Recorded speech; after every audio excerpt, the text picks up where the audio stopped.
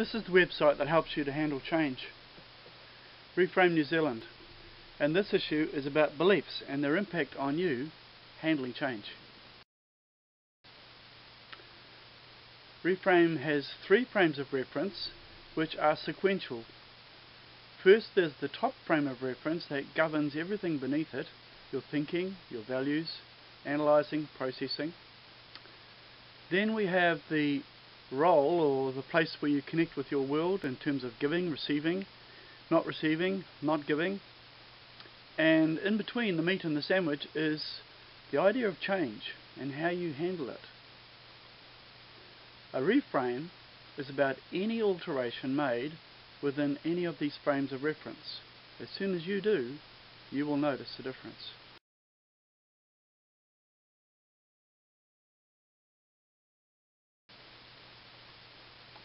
Clues that show your beliefs are working.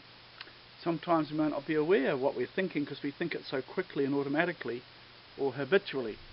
We first of all get some feelings, sometimes through our body, sometimes through our emotions. We can sense something in our body, tension or something like that. We can observe maybe that we're moving differently, or that we're having a social impact that we can't understand. Other people are responding to us in ways that are puzzling.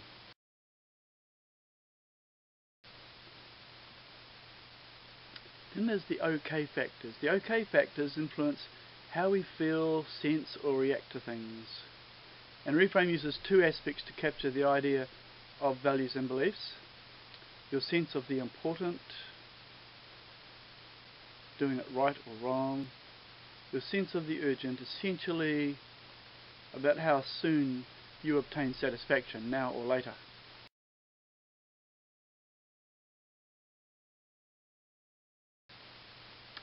The structure of a belief includes our OK factors. Again, we place it this way just for ease of display really, but we talk about the 3 OKs. There's your being okay or thinking okay, feeling okay, and doing okay. And these line up approximately with the frames of reference in REFRAME. At any one time we're thinking any one or a mixture of these before we give our okay to a situation.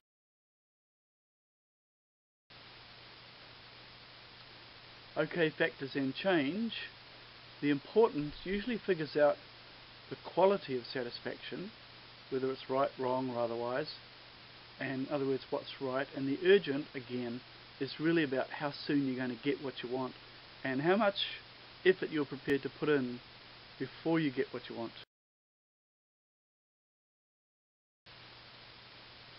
So as far as thinking or being okay, we can value change in terms of self really, and this comes down to, from our point of view, who or what we blame,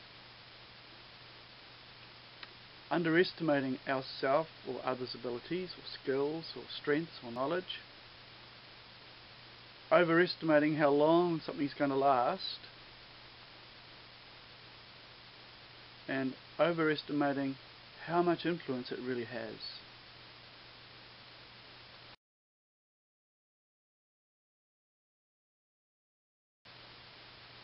Feeling okay is assessing change as important and urgent, or a mixture of it, in terms of confusing a want with a need,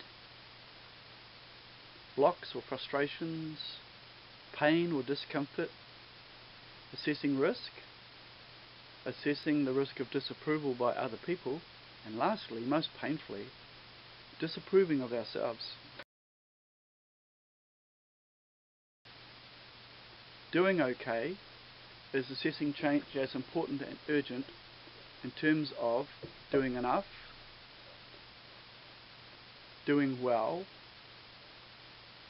or doing what's right.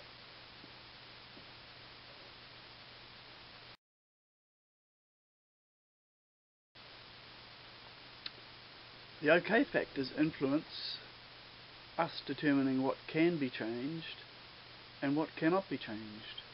We have a distorted view of these things. It's very difficult to get a realistic picture.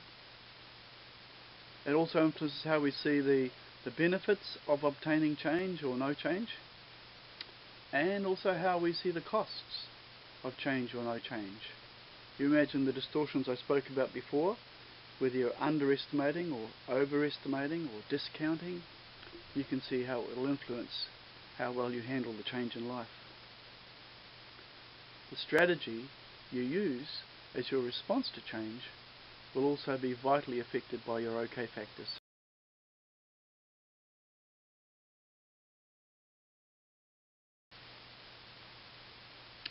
OK factors influence goals.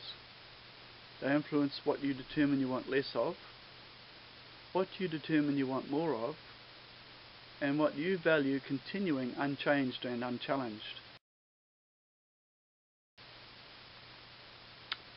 When we desire something new or different, and we get the same old, and we're not too happy about it, you'll experience some clues.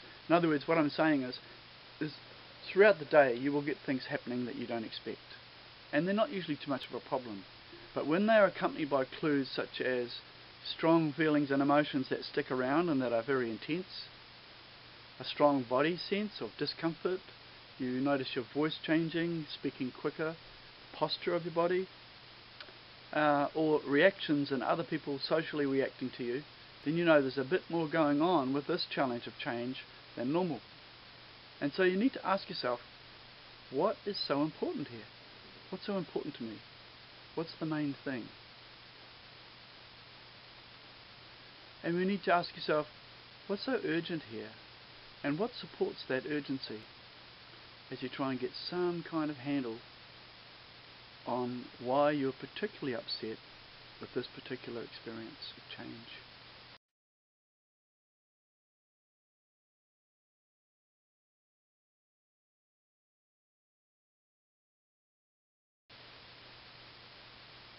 Common thinking distortions, as I've said before, overestimating, exaggerating, underestimating, where you underrate your ability or the ability of other people, assuming instead of checking it out, that's a big one.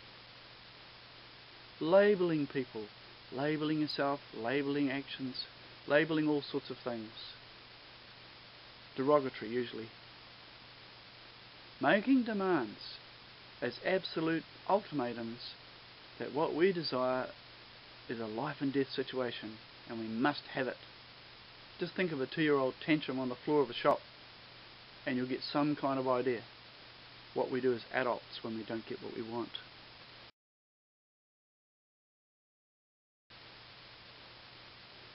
So journaling the important and the urgent is in terms of change or no change, and in terms of consuming and supplying, in terms of what you give and receive.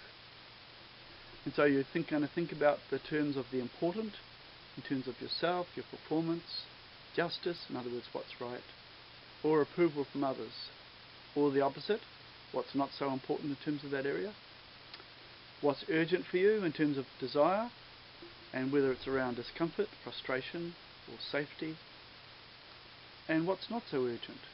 Writing all these down can be very helpful.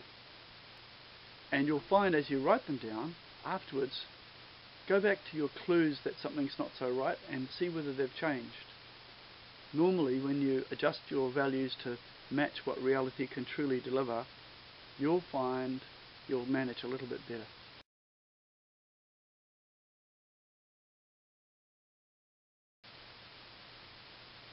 Benefits and costs.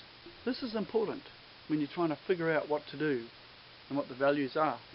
And you can use the word benefit or advantages, costs or disadvantages. And so you'll list the benefits that argue for pursuing the choice that you want to make, the benefits for not pursuing the choice, the costs of pursuing the choice, and the costs of not pursuing the choice. And weigh them all up. Give them a value of 0 to 10 for each item and see where the weight of your thinking rests. That can help you quite.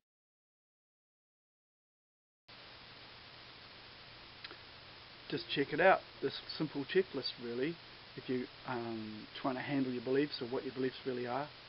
The first one is the practical one. and ask yourself, am I pursuing a real need? Have I gathered all my options, including ones I haven't thought of but others can help me with? And have I thought through these options to see which one takes me furthest in terms of if, then? Then there's the personal side. Asking yourself, am I really telling myself the truth? Does this plan or decision or action feel right? And lastly, do my actions show optimism, realistic optimism?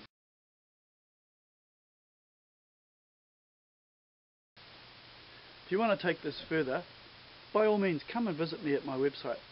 Thank you.